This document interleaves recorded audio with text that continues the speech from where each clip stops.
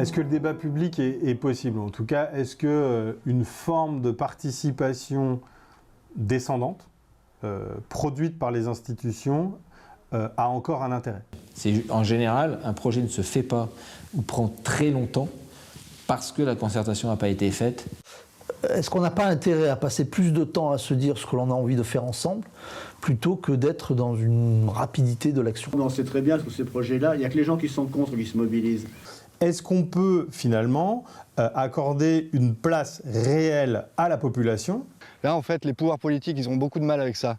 Et je défends l'idée, pensons localement, mais pas pensons un territoire aux Arctiques. Le jardin partagé est quand même une image très forte. Moi, j'ai cru que j'allais apporter de l'information. En fait, ces informations, ils l'avaient déjà. Et ils n'en ont pas tenu compte. Est-ce que les dispositifs et les outils participatifs aujourd'hui d'une démocratie qui se voudrait plus sincère sont adaptés à l'envergure de ce qu'il va nous falloir entreprendre? Je pense qu'il faut donner moins de pouvoir aux élus locaux.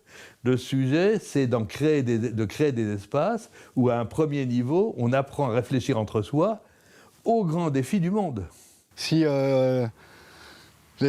les zadistes, on va dire, on va les appeler, j'aime pas mais les collectifs de citoyens un peu plus alternatifs et engagés sont tout seuls, et ben là ça marche pas. L'offre citoyenniste aujourd'hui, l'offre participative, loin d'être la solution, est peut-être une partie du problème qui nous est posé. On ne va pas faire jouer les habitants aux urbanistes, aux paysagistes, aux ingénieurs réseau. Un territoire, c'est pas des collectivités territoriales.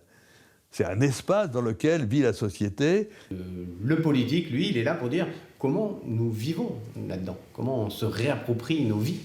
On a obtenu gain de cause, mais au bout de 4 ans de bagarre. Il ne suffit pas de mettre des citoyens ensemble avec des élus pour que la mayonnaise prenne. Il faut absolument structurer le dissensus. Ce qui se fait dans les quartiers doit se faire avec nous ou ça se fait contre nous.